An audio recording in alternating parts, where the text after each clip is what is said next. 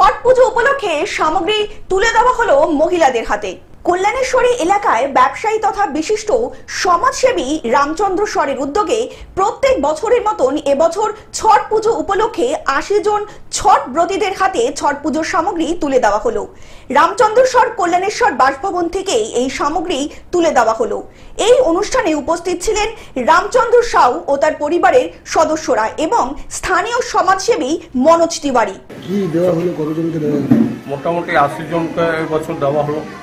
ফলের total item, ফল, শাড়ি সব। প্রতি বছর এই উদ্যোগ কেন? প্রতি বছর এই উদ্যোগ আমি কিছু আনন্দ পাই, খুশি পাই। কি এই মাত্রাটা আরো পরের বছর মনে হয় আরো বাড়বে নাকি? আমি দেব, মা দিচ্ছে, আমি দেবো, আমার কোনো অসুবিধা নেই। কোন কোন অঞ্চলের মানুষকে দেওয়া হলো?